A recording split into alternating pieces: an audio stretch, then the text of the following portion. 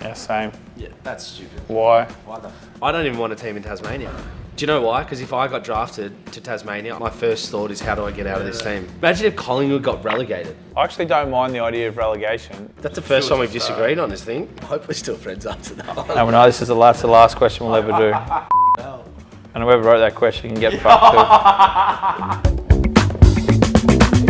Welcome back, guys. Another episode of Swanny and Jake. Had a few big weeks of some challenges when it comes to general knowledge and maths quizzes and so forth that I haven't really done so well and you've done. No, well, in 1-1. Yeah, on one. But this one's going to be a little bit more easier, let's say, because it's a bit more debated. So we're going to get some statements given to us and we'll either strongly agree on the statement, agree, or we'll strongly disagree. So there's 4 things, is that? Yeah, four things. We write them down. Yeah, we'll see whether me and Swanny agree or disagree on some of the topics of the world and see what you guys think back at home. So let's get into it. So the first one is Gary Ablett Sr. is the greatest AFL player of all time. Be neutral. I love that. You saved yourself. Okay. I disagree, but I could be talked into it. Yeah, I could be talked into it too. But then it's like, I put him in the same bracket as like Tony Lockett. I wouldn't have a problem with you saying he's the greatest ever, because some people think he is. I was a bit young to see him. Me, probably Carey. Yeah, I would probably be more inclined to say Gary Ablett Jr. was, in his prime, was probably. I think key forwards are harder to find. Midfielders are a bit more easily replaceable, where Ablett's, Carey's, Lockett's, buddies are very impossible to replace. In my opinion, that's why I rate key forwards higher over midfielders. Midfielders, yeah. Apart from myself, of course. That's interesting. The booing of Adam Goods was racially motivated. Oh, do you know what? I actually watched this documentary the other week. I don't think it was, and I'm black. I'm very torn with this one because there's a lot of other Indigenous players that weren't getting booed at the time too. So it's like. I both agree and disagree. I think some people were doing it racially. I think some people were doing it because of the way he plays the game. Oh, you can't speak for it, but that would be my opinion. I think there was definitely an aspect of it, but there was some people who weren't. I agree, but I also think the AFL didn't really do much about it, so I think they've f***ed up. But I think towards the end of it, it was more like people were just booing for the sake of booing. Everyone jumped on the bandwagon. Yeah, it was like a bandwagon boo, but it's just like a mob that everyone just jumped on because it's like people saw it as fun or something to do with the footy. I don't know. But I liked when he did the tribal dance. I thought that was cool. Yeah, absolutely. It was sad what happened to him in the end. He's not even like involved in the game. No interest. Yeah, which is fair enough. AFL is the #1 sport in Australia. Can't believe you're even thinking about it. I'm just there's only one other sport that could be. There's 0 other sports it could be. You've gone strong with it. Yeah, well, not just because I played it, because it just is. It is the biggest sport. I just think NRL is pretty big, and we don't realise it in Melbourne as well. What do they get? Well, the NRL get 15,000 a game. We get 100. Yeah, well, so I agree. The amount of AFL is the biggest. AFL is the biggest sport in Australia, and it will be that way until the AFL goes. Yeah, it's not even a debate whether people like it or not. Do you think it's possible for another country to embrace AFL and have another competition, or no? Not in our lifetime. No, I love all sports. Even though I played AFL, I'm not biased. It just is. Right. It's a behemoth. People just love playing AFL. You could run it with your eyes closed. Yeah, the billions of dollars that goes into it. Yeah, on the country. It's undebatable. AFL should expand to 20 teams, 2 divisions with a full home and away season, and potential promotion relegation. Yeah, same. Yeah, that's stupid. Why? I don't even want a team in Tasmania. Do you know why? Because if I got drafted to Tasmania, my first thought is how do I get out of this team? Imagine if Collingwood got relegated. I actually don't mind the idea of relegation. I just don't like the idea of having 20 teams. The talent pool is thin enough as is. As players who should be playing AFL getting games, a lot of bad games because the talent pool's not strong. I think we should have 10 teams and have the best players playing every week, but that obviously never happen because of money and it's just a $1 billion business. So I know that'll never happen, but we don't need too many teams. Yeah. We need to. It's like the NBA, where AFL's like the NBA. You might bring in 1 or 2 more franchises that you know are going to boom, but even then, they have 5 players on the call. We have 18. Yeah, and we have 6 million in the country. They have 320 or whatever. But do you reckon there's good enough players that, like a large enough pool of quality players that could play AFL playing in like VFLs and stuff, or no? Absolutely not. Yeah. No. So no, there's not enough large enough talent pool playing AFL at the moment.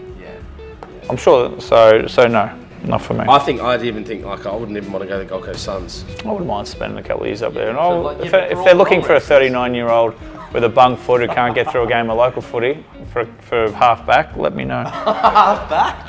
Yeah, it's easy. Mate, I love to play half back in the AFL, and you don't play on anyone. If you couldn't have 40 a game playing at half back, you shouldn't be playing there. There we go. Sports journalists should be accountable for what they say in the email. Right.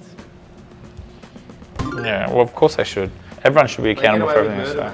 And I think they forget why they have jobs, because of players. In the day of social media these days, where you can just write something on Twitter and everyone believes it, can tarnish a lot of names and reputations. You look at Geordie, people they get hammered and they don't have to, like, say allegedly or put something in front of it, and they can write whatever they want, and then they retract it and they say sorry, and it's fucking 3 lines in the middle of the paper. Correct. Just like players get suspended if they up on the field, I think if they're AFL accredited and they say report something that's completely wrong, they should be suspended or fined. The news cycle's so quick these days. No one wants to be right, everyone wants to be first. Yeah. Because back when I first started, you looked in the paper, and that was the news, and then the 6 o'clock news, that was the 2 news cycles. Where now you look at your phone every 30 minutes, and there's, everyone's on Twitter, everyone's trying to get trying to get the news. Exactly. So no one waits for the facts. Everyone just goes, fuck, I'm going to throw this out there and put a couple of words in so I can't get in trouble if it's false. So strongly agree. Players with personality like Jack Ginnivan's, Bailey Smith are good for the game. Yeah. Yeah.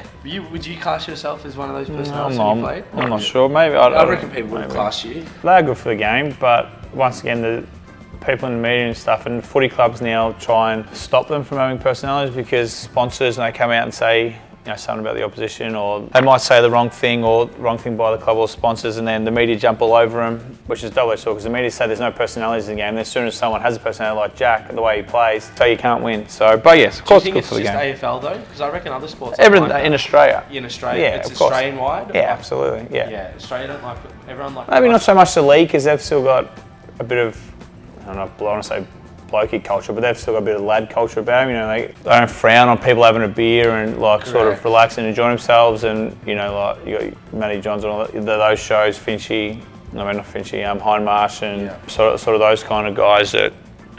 Jonathan Thurston. Yeah, they're all characters and they've been embraced. Where ours, the AFL's a bit different, I think. But it's funny though, because if you go to AFL media, they're all larrikins and characters. But if they were like that when they were playing, they probably would have been hammered. So, yeah, you can't win. Dustin Martin is the best finals player in the last 20 years. Who else would in the last 20 years? Who's done what he's done? Oh, he's the best finals player of all time. Yeah. Well, no one's won 3. No one's won 3 grand finals and 3 Norm Smiths. And I don't think that's debatable either. Like, he's played 15 finals, he's been best on in 12 of them. I'll ask you this because you've known him for a long time, even before he got to his peak. Did you see that coming? Like, could you see him? I don't think anyone can see 3 Norm Smith, 3 flags coming. Absolutely not. Did you see him being the best player in the game? Yeah, you could see he had it in him. He just needed to work on some consistency, and he's obviously done that. He just waits for the big moments and stood up in him. He's been phenomenal. Yeah, End of story. Also, back to that Gary Ablett senior question, you'd throw Dusty in that now. He probably could be one of the best players ever. No one else has done what he's done. No, definitely. The AFL in recent years has gone soft.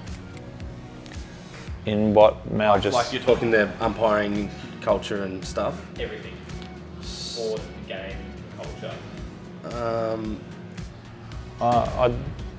I disagree on the field because I think the game's harder to play than it's ever been. How fast you have to be. You have to be fast, you have to be fit, how hard they hit. And like whacking blokes in the 80s, I don't think that was tough or hard. That was just sniping people. But where it has gone soft is off the field. Yes, definitely. They didn't want to get yelled at last year by the coach, you know what I mean? Like, you're not allowed to spray someone because their feelings might get hurt. But I think that's also the world with all the young kids coming up. They get coddled so much and cuddled, they get told they're the best forever, and you can't yell at them, and then they go and crash shit. 20 years ago, Jason Horn-Francis situation would never have happened. No, we've been dealt with a bit different, yeah. The reason why I agreed was just the umpiring. I hate the nature of how you can't really communicate with umpires, and even just some of the sort of physicality of the game, because I think the players are physically stronger and probably more athletic than ever. Absolutely. But it seems that they're more limited with what they can and can't do for. Yeah, they're all adults. They should be able to discuss decisions on the field. I mean? That I hate that. That ruins the game for me, because it's the umpires then that like aren't accountable for making errors. Yeah. So Melbourne are favourites to win the premiership next season. Strongly disagree. Whoa! I want to know who have you got then? Well, I don't know, but I don't think it's Melbourne. It's very hard to go back to back. So Geelong, I'm not sure.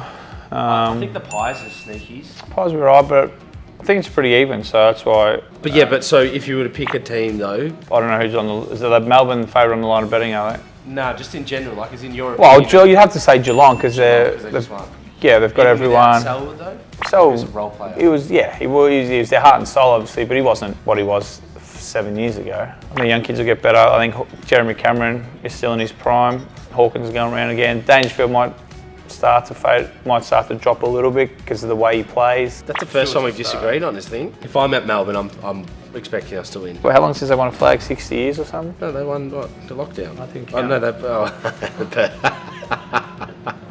they won the Perth flag. The flag. That doesn't count. That's golden. Patrick Dangerfield is a more complete midfielder than James Swan. Complete. Midfielder. You were actually quite quick. Yeah, I was very quick. Yeah, but you didn't people didn't really say that about you, but you actually were. I'm a big Dane Swan fan though. No, I agree. I agree. I know where I place in the hierarchy of AFL football. So I just don't know, because you were pretty similar. You had explosive speed. Just Danger looks quicker. I was probably on the same pace. He was pretty hard. Maybe the overhead marks. He was like a bit. Can he pack mark? Yes, I could. Oh, there you go. Yes, no, I was very good overhead. Well, looking now at his CV, he's obviously you could say he's probably a bit better than me. I hope we're still friends after that. No, no, this is the last question we'll ever do. And whoever wrote that question can get fucked too. There we go, Swanny Jake. We're no longer friends. Danger, you're a good fella. Give us a like and subscribe, and we'll see you next week. Thanks for coming along.